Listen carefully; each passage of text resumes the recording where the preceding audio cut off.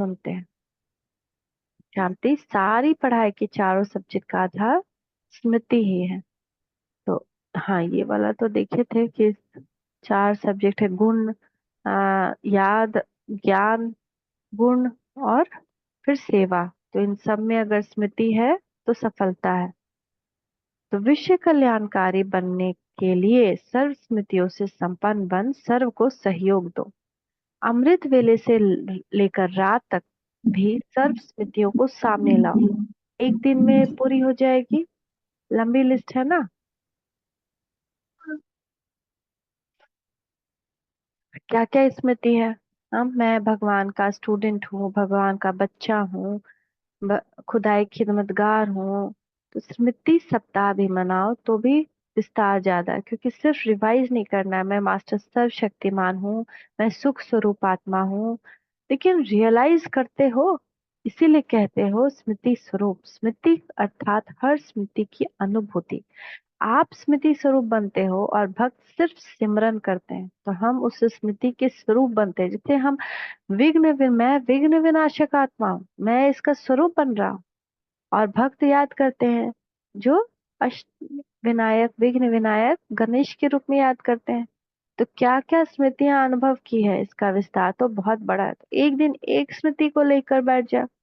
मैं सुख का फरिश्ता हूँ, मैं खुशी का फरिश्ता हूँ, मैं शांति का फरिश्ता हूँ, मैं शांत स्वरूप आत्मा हूँ, मैं शीतला हूँ, मैं संतोषी हूँ, संतुष्टता की देवी हूँ, मैं ज्वाला हूँ, अपने और सबके विकारों को नाश करने वाली हूँ। तो कितना बड़ा है ना, इसके एक एक स्मृति में बैठ जाए। तो जैसे बाप का परिचय कितना बड़ा है, लेकिन आप लोगों का सार रूप में 5 बातों में परिचय देते हैं। ऐसी स्मृतियों को, विस्तार को भी 5 बातों में सार रूप में लाओ कि आदि से अब तक बाप दादा ने कितने नाम स्मृति में दिलाए। कितने नाम होंगे, विस्तार है ना। एक एक नाम को स्मृति में लाओ और स्वरूपन अनुभव करो, सिर्फ रिपीट नहीं करना। जैसे मैं आत्मा सितारा परम धाम में, कितना सुंदर, सर्वगुण संपन्न, 16 कला संपूर्ण। फिर मैं देवता, तो अपने देव स्वरूप को स्मृति में लाए। उस स्मृति में, उस स्वरूप में मेरे क्या क्या गुण थे। फिर अपने पूज्य स्वरूप को स्मृति में लाए, अपने ब्राह्मण स्वरूप को स्मृति में लाए, उसमें मेरे क्या क्या गुण थे, उसमें ठहर जाए। फरिश्ता स्वरूप को लाए, प्रकाश का शरीर, संपूर्ण पवित्र अव्यक्त काया। तो स्मृति स्वरूप बनने का आनंद अति न्यारा और प्यारा है। जैसे बाप अपने बच्चों को नूरे रतन नाम की स्मृति दिलाते हैं। बाप के नैनों के नूर, नूर की क्या विशेषता होती है, नूर का कर्तव्य क्या होता है, नूर की शक्ति क्या होती है, ऐसी अनुभूतियां करो, अर्थात स्मृति स्वरूप बनो। इस प्रकार हर एक नाम की स्मृति अनुभव करते रहो। यह एक दृष्टांत रूप सुनाया। ऐसे श्रेष्ठ स्वरूप की स्मृतियां कितनी हैं। आप ब्राह्मणों के कितने स्वरूप हैं? मास्टर लिबरेटर, मास्टर विश्व कल्याणकारी, मास्टर सुखकर्ता दुखहर्ता। तो जो बाप के स्वरूप व ब्राह्मणों के स्वरूप, उन सभी रूपों की स्मृति को अनुभूति करो। नाम रूप गुण अनादि आदि और अब ब्राह्मण जीवन के सर्वगुण स्मृति स्वरूप बनो। ऐसे ही कर्तव्य, कितने श्रेष्ठ कर्तव्य के निमित्त बने, उन कर्तव्यों की स्मृति इमर्ज करो। 5वीं बात, बाप दादा ने आदि अनादि देश की स्मृति दिलाई। देश की स्मृति से वापस घर जाने की समर्थी आ गई।